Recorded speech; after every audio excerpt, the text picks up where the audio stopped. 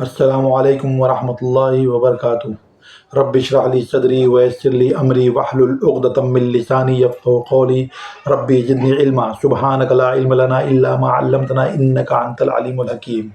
جیسا کہ ہم نے پچھلی ویڈیو میں دیکھا تھا اور ہم ذکر کر رہے تھے، ہمارا ٹاپک چل رہا تھا کہ کیا مسلمان مشرک ہو سکتا ہے، تو ہم نے بتایا کہ اس کا جواب ہاں میں ہے، اور یہ کہ مسلمان بھی مشرک ہو سکتا ہے۔ اور ہم یہ دیکھ رہے تھے کہ شرک کرنے والے کے اللہ کے ساتھ کوئی کسی کو بھی ساجی ٹھہراتا ہے، اس کے نقصانات کیا ہے، یعنی شرک کرنے کے نقصانات کیا ہے۔ تو ہم نے 2 دلیلیں تو دیکھ لی تھی، آئیے تیسری دلیل دیکھتے ہیں انشاءاللہ تعالی کہ شرک کرنے والے کے سارے اعمال برباد ہو جاتے ہیں۔ جو مشرک ہوتا ہے، جو اللہ کے ساتھ ساجی ٹھہراتا ہے، اللہ کو تو مانتا ہے، رسول کو بھی مانتا ہے، لیکن اللہ کے ساتھ جب دعا کرتا ہے تو یا کبھی کچھ بھی عبادت کرتا ہے تو اللہ کے ساتھ دوسرے لوگوں کو بھی جوڑتا ہے، تو اس کے نقصانات کے بارے میں دوسرا نقصان ہم دیکھیں گے آج۔ سب سے پہلا والا وہ یہ کہ شرک کرنے والے کا، مشرک کے جتنے بھی اعمال ہیں، نماز، روزہ، حج، زکوٰۃ، جتنی بھی چیزیں ہیں وہ سب برباد ہو جائیں گی۔ اس کی دلیل یہ ہے، وہ یہ کہ سورہ انعام آیت نمبر 88 یعنی کہ 88، اللہ تعالیٰ کیا فرما رہے ہیں؟ اعوذ باللہ من الشیطان الرجیم، بسم اللہ الرحمن الرحیم۔ ذالک ھدی اللہ یہدی بہ من یشاء من عبادہ ولو اشرکوا لحبط عنہم وما کانوا یعملون۔ یہ اللہ کی ہدایت ہے اس پر اپنے بندوں میں سے جسے چاہتا ہے چلا دیتا ہے، اور اگر وہ لوگ شرک کرتے تو جو عمل وہ کرتے تھے سب ضائع ہو جاتے۔ یہ ایکچولی کنٹینیوشن ہے، اللہ تعالیٰ نبیوں کے بارے میں بات کر رہے ہیں کہ اگر نبی، صالح لوگ، نبی، صحابہ یا جتنے بھی پہلے کے جو نبی گزرے ہیں یا ان کے پیروکار، وہ بھی اگر شرک کرتے، اللہ کے ساتھ کسی کو ساجی بناتے یا اللہ کے ساتھ کسی کو ساتھی بناتے، مددگار بناتے، تو اللہ تعالیٰ فرما رہے ہیں ہم ان کے بھی اعمال ضائع کر دیتے۔ تو آپ اور ہم کون سی کھیت کی مولی ہے نا؟ تو اس میں اللہ تعالیٰ فرما رہے ہیں اللہ جس کو چاہتا ہے ہدایت سے نوازتا ہے، اور اپنے بندوں میں سے جسے چاہتا ہے ہدایت کے راستے پہ چلا دیتا ہے۔ اور اگر وہ لوگ بھی جو اچھے لوگ ہیں، جو شرک نہیں کرتے، توحید پرست ہے، اگر وہ لوگ بھی شرک کرتے تو اللہ تعالیٰ فرما رہا ہے ان کے سارے عمل، ان کے سارے ان کے سارے عمل ضائع ہو جاتے، یعنی ان کے سارے کرم وہ سب ضائع ہو جاتے، اللہ تعالیٰ فرما رہے ہیں نا۔ آئیے دیکھتے ہیں سورہ 39 نمبر کی جو سورہ ہے اس کا نام ہے سورہ زمر۔ سورہ زمر آیت نمبر 65، اللہ تعالیٰ فرما رہے ہیں اعوذ باللہ من الشیطان الرجیم، بسم اللہ الرحمن الرحیم۔ وَلَقَدْ أُوحِيَ إِلَيْكَ وَإِلَى الَّذِينَ مِن قَبْلِكَ لَئِنْ أَشْرَكْتَ لَيَحْبَطَنَّ عَمَلُكَ وَلَتَكُونَنَّ مِنَ الْخَاسِرِينَ۔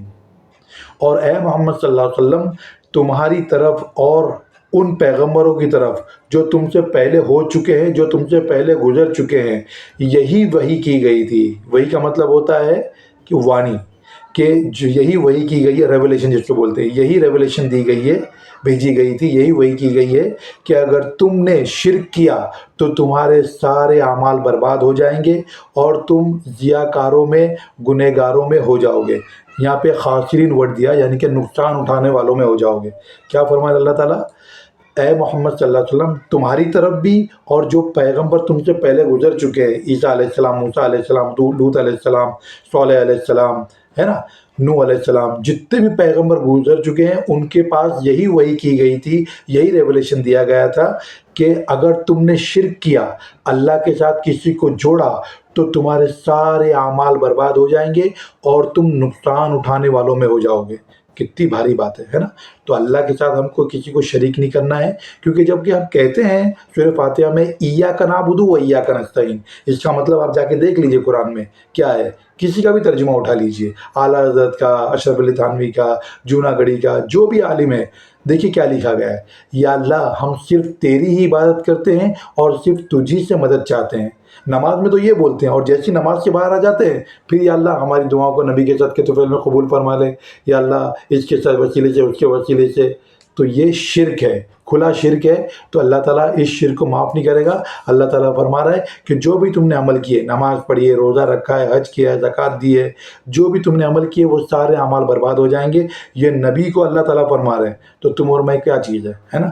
تو ہم کو بہت محتاط رہنا ہے کہ ہم کہیں شرک تو نہیں کر رہے ہیں، یا شرک کے گلیارے میں تو نہیں گھس رہے ہیں، یہ سمجھنا ہم کو بہت ضروری ہے۔ آئیے چلیے دیکھتے ہیں دوسرا، شرک کرنے والے بغیر حساب کتاب کے جہنم میں جائیں گے۔ ہم نے سنا تھا نا کہ نبی صلی اللہ علیہ وسلم کے امتی، یعنی ہم جو نبی صلی اللہ علیہ وسلم امتی ہیں، نبی صلی اللہ علیہ وسلم میری امت میں سے ایسے لوگ بھی ہوں گے جو بنا حساب کتاب کے جنت میں جائیں گے، لیکن اللہ تعالیٰ فرما رہا ہے کہ ایسے بھی لوگ ہیں جو بنا حساب کتاب کے جہنم میں جائیں گے۔ اس کی دلیل آئیے دیکھتے ہیں، سورہ کہف آیت نمبر 105، 18 نمبر کی سورہ ہے یہ، اور اس کی آیت ہے 105 کہ بنا حساب کتاب کے یہ جہنم میں جائیں گے، یعنی ہمیشہ ہمیشہ جلیں گے، نرک میں جائیں گے بنا بھی حساب کتاب کے۔ تو اس کی دلیل، اس کی آیت یہ ہے، سورہ کہف آیت نمبر 105، اعوذ باللہ من الشیطان الرجیم، اولئک الذین کفروا بآیات ربہم ولقائہ فحبطت اعمالہم فلا نقیم لہم یوم القیامۃ وزنا۔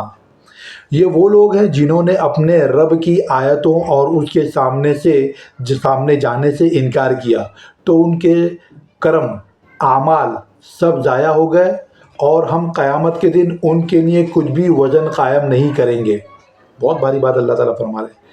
اللہ تعالیٰ فرما رہے ہیں جن لوگوں نے شرک کیا، کفر کیا، اللہ تعالیٰ کا انکار کیا، رسول کا انکار کیا، تو اللہ تعالیٰ فرما رہے ہیں یہ وہ لوگ ہیں جنہوں نے اپنے رب کی آیتوں کا، یعنی قرآن کی آیتوں کا انکار کیا، اور اس کے سامنے جانے سے، یعنی کہ اللہ کی ملاقات سے انکار کر دیا۔ اللہ کچھ نہیں ہے، کوئی نہیں ہے، بس ایسے ہی چل رہا ہے، بس ایسے نظام چل رہا ہے۔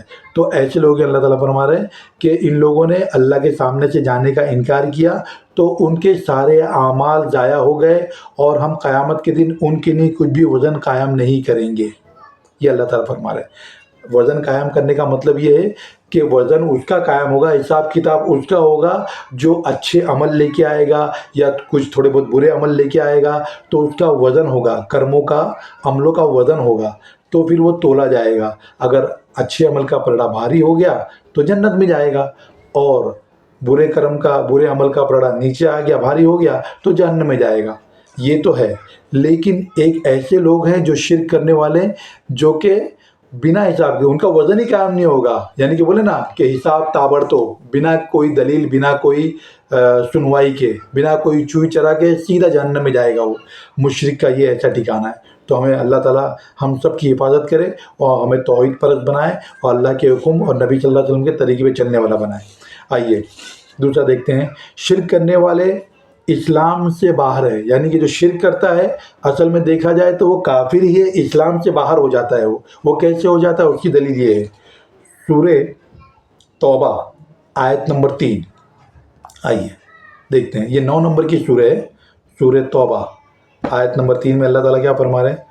اعوذ باللہ من الشیطان الرجیم، بسم اللہ الرحمن الرحیم، وَأَذَانٌ مِّنَ اللَّهِ وَرَسُولِهِ إِلَى النَّاسِ يَوْمَ الْحَجِّ الْأَكْبَرِ أَنَّ اللَّهَ بَرِيءٌ مِّنَ الْمُشْرِكِينَ وَرَسُولُهُ فَإِن تُبْتُمْ فَهُوَ خَيْرٌ لَّكُمْ وَإِن تَوَلَّيْتُمْ فَاعْلَمُوا أَنَّكُمْ غَيْرُ مُعْجِزِي اللَّهِ وَبَشِّرِ الَّذِينَ كَفَرُوا بِعَذَابٍ أَلِيمٍ۔ اور حج اکبر کے دن اللہ اور اس کے رسول کی طرف سے لوگوں کو آگاہ کیا جاتا ہے کہ اللہ مشرکوں سے بیزار ہے۔ کیا آگاہ کیا جاتا ہے؟ یعنی آواز لگائی جاتی ہے حج اکبر کے دن، اکبری حج بولتے ہیں نا، تو اللہ تعالیٰ فرما رہا ہے کہ آپ اے نبی اعلان کر دیجئے، اور حج اکبر کے دن اللہ اور اس کے رسول کی طرف سے لوگوں کو آگاہ کیا جاتا ہے کہ اللہ مشرکوں سے بیزار، یعنی شرک کرنے والوں سے، ساجد ٹھہرانے والوں سے، انیکیشور وادیوں سے اللہ اور اس کا رسول بیزار ہے۔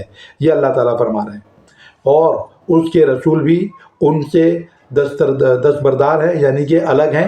بس اگر تم توبہ کر لو، اللہ تعالیٰ فرما رہے مشرکوں کے لیے، منافقوں کے لیے، کافروں کے لیے، اور اگر تم توبہ کر لو تو تمہارے حق میں بہتر ہے، اور اگر نہ مانو گے تو اللہ سے مقابلہ تم نہیں کر پاؤ گے، اللہ کو تم ہرا نہیں سکو گے۔ تو جان رکھو کہ تم اللہ کو ہرا نہیں سکو گے، اور اے پیغمبر محمد صلی اللہ علیہ وسلم کافروں کو دکھ دینے والا عذاب کی خبر سنا دو۔ اوپر اللہ تعالیٰ نے فرمایا کہ اللہ تعالیٰ مشرکوں سے بیزار ہے. اللہ کو تو مانتے ہیں، اللہ کے ساتھ ساتھ یہ بھی ہماری سفارشی ہیں، یہ بھی ہماری کچھ دعا وہاں تک پہنچا دیں گے، ہے نا. اسی کو اللہ تعالیٰ شرک بول رہا ہے. اللہ تعالیٰ فرما رہا ہے کہ اللہ تعالیٰ مشرکوں سے بیزار ہے، اور اگر تم توبہ کر لو شرک کرنے سے، کفر کرنے سے، تو اللہ تعالیٰ مہربان ہے اور وہ تم کو بخشنے کے لیے تیار ہے. اور اگر نہیں مانو گے تو اللہ تعالیٰ کو تم ہرا نہیں سکو گے. اور اللہ تعالیٰ یہ بھی فرما رہا ہے کہ آخری اس آیت کے ٹکڑے میں کہ اللہ تعالیٰ اے پیغمبر کافروں کو دکھ دینے والا عذاب کی خبر سنا دو. یعنی کہ مشرک جو ہے وہ کافر ہی ہے، اسلام سے باہر ہو جاتا ہے. یہ اللہ تعالیٰ فرما رہا ہے کہ کافروں کو، مشرکوں کو اے نبی صلی اللہ علیہ وسلم ان کو بڑے دن کے عذاب کی خبر سنا دو، خوشخبری سنا دو. اللہ تعالیٰ فرما، مطلب یہ ایک ٹونٹنگ وے میں اللہ تعالیٰ فرما رہے ہیں کہ بھائی ان کو خوشخبری دے دو. خوشخبری کب ہوتی ہے؟ جب کچھ اچھا ہوتا ہے.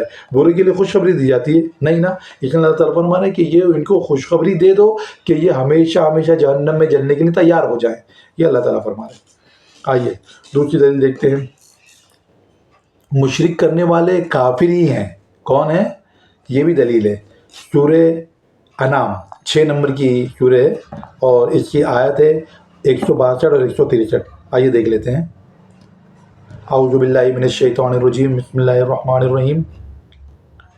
قل ان صلاتی و نسکی و محیای و مماتی للہ رب العالمین.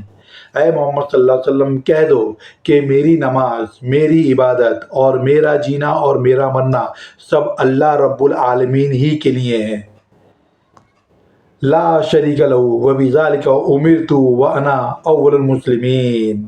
جس کا کوئی شریک نہیں، یعنی کہ اللہ کا کوئی شریک نہیں، اور مجھ کو اس بات کا حکم ملا ہے اور میں سب سے اول فرما برداروں میں یعنی مسلمانوں میں ہو جاؤں. مسلمان کا مطلب ہوتا ہے فرما بردار، آگیا کاری، انگلش میں کہیں گے اوبیڈین.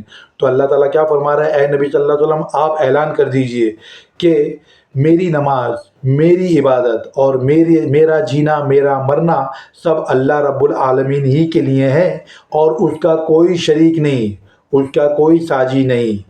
اس کا کوئی شریک نہیں، اس کا کوئی ساجی نہیں. اور نبی صلی اللہ علیہ وسلم کو کہا جا رہا ہے کہ یہ کہہ دو کہ مجھے اسی بات کا حکم دیا گیا ہے اور مجھے اسی بات کا حکم ملا ہے، اور میں سب سے پہلے فرمانبرداروں میں، سب سے پہلے مسلمانوں میں ہوں. نبی صلی اللہ علیہ وسلم بول رہے ہیں کہ میں سب سے پہلے مسلمانوں میں ہوں. یہی بات بہت سے نبیوں نے، اگر آپ قرآن پڑھیں گے سورہ فاتحہ سے سورہ ناس تک، بہت سے نبیوں نے یہی بات کہی، میں سب سے پہلے ایمان والا ہوں. نوح علیہ السلام نے، اور پھر اپنا لوط علیہ السلام نے، ابراہیم علیہ السلام نے. آپ دیکھیں سب یہی کہتے ہیں کہ اللہ تعالیٰ میں سب سے پہلے فرمانبرداروں میں سے ہوں. تو یہ کتنی بڑی بات ہے کہ ہم کو یہ اعلان بھی کرنا ہے اور اسی کے ساتھ ساتھ ہمیں اس طرح سے عمل بھی کرنا ہے. تو انشاءاللہ تعالیٰ ہم اور دوسری نشست اور دوسرا بھی ہم دیکھیں گے انشاءاللہ تعالیٰ کہ شرک کرنے کے کیا کیا نقصان ہیں. انشاءاللہ تعالیٰ ہم تیسری ویڈیو میں پھر سے آئیں گے انشاءاللہ تعالیٰ. جزاک اللہ خیر. السلام علیکم ورحمۃ اللہ وبرکاتہ.